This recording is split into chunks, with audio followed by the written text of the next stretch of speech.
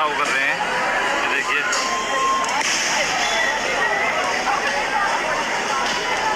Police वाले protesters के ऊपर पथराव कर रहे हैं।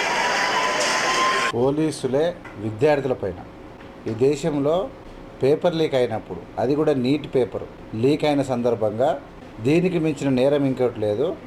ఎవడైతే ఈ దేశ ఎడ్యుకేషన్ మినిస్టర్ ఉన్నాడో ధర్మేంద్ర ప్రధాన్ రాజీనామా చేయాలని చెప్పి వాళ్ళు పార్లమెంట్ ముట్టడికి వస్తూ ఉన్నారు. వచ్చినప్పుడు ప్రొటెస్ట్ చేసే విధానం ఉంటుంది. వాళ్ళు వస్తూ ఉంటారు, వీళ్ళు మాట్లాడాలి, లేదంటే ప్రధానమంత్రి ముందుకు వచ్చి ఒక ప్రకటన చేయాలి. కానీ ప్రధానమంత్రి ఏం చేయట్లేదు. పోలీసులు తీసుకొని పోలీసుల ముఖాలకు మాస్కులు కట్టి రాళ్లతోని దాడులు చేపిస్తున్నారు. ఇంతకన్నా నీచమైన చర్య ఏమైనా ఉంటుందా నరేంద్ర మోడీ గారు?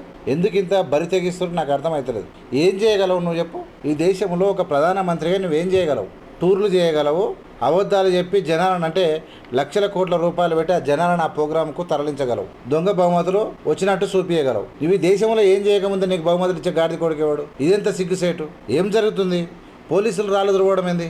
పోలీసులు రాజ్యాంగబద్ధంగా ఉంటారు కదా, పోలీసులు ఉన్నది కాపాడడానికి కదా. ప్రధానమంత్రి ఢిల్లీలో జంతర్ మంతర్ వద్ద ధర్నాలు చేస్తూ ఉంటే ప్రధానమంత్రి నోటికి ఏమైంది?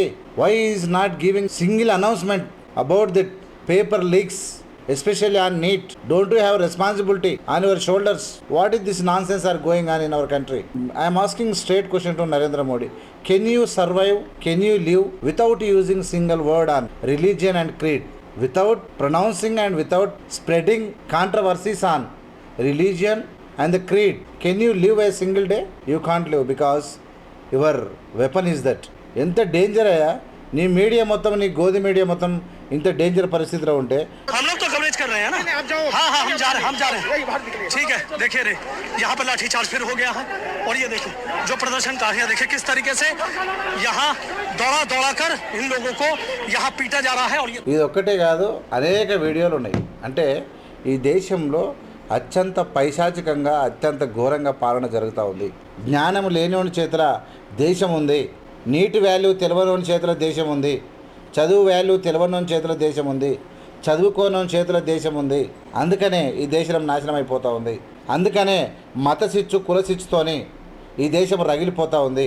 చిల్లరగాళ్ళ యొక్క దాడులు ఎక్కువైపోయినాయి.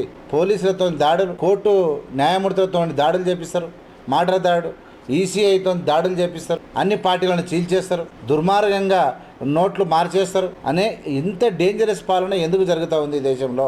నరేంద్ర మోడీ తెచ్చినటువంటి ప్రతి పథకం ఫేకే, దాని ఫలితం సున్నా. మేము రోడ్లు వేసినామంటే రోడ్లు మొత్తం కుప్పకూలిపోతూ ఉన్నాయి. ఒక్కటి కాదు, ఎవ్రీథింగ్ ఈజ్ ఫెయిల్డ్. కాబట్టి ఈ దేశంలో ఖచ్చితంగా నరేంద్ర మోడీ పాలనలో నరక కూపంలాగా ఈ దేశంలో ప్రజలు భావిస్తూ ఉన్నారు. 100% నరేంద్ర మోడీ హటావో భారత్ బచావో అనే నినాదం ముందరికి వస్తూ ఉంది. ఎట్టి పరిస్థితుల్లో నరేంద్ర మోడీకి ఖచ్చితంగా తగిన శాస్తి జరగాలి. ధర్మేంద్ర ప్రధాన్ ఎవడు రాజీనామా చేయకపోతే నరేంద్ర మోడీ రాజీనామా చేయాలి. ఎందుకంటే ఇద్దరు ఒకటే, రెండే సైడ్ బీడే. నరేంద్ర మోడీ ఈవీఎంలతో గెలిచిండేమో, దొంగతనంగా గెలిచిండేమో తప్ప ప్రజలను ఒప్పించి గెలవడి నరేంద్ర మోడీ ఖచ్చితంగా ఈ దేశానికి పనికిరాడు. దీనివల్ల ఖచ్చితంగా వీళ్ళకి, ఇలాంటి వ్యక్తులకు ఓటమే సరి అయినటువంటి శిక్ష అని చెప్పి తెలియజేసుకుంటూ మీ అందరి దగ్గర సెలవుకుంటున్నాను. చూస్తూనే ఉన్నాడు ఏవిఎం మీడియా. లైక్ చేసి, షేర్ చేసి, సబ్స్క్రైబ్ చేసి ప్రజలకు పంపండి. జై హింద్, జై భీమ్, జై భారత్.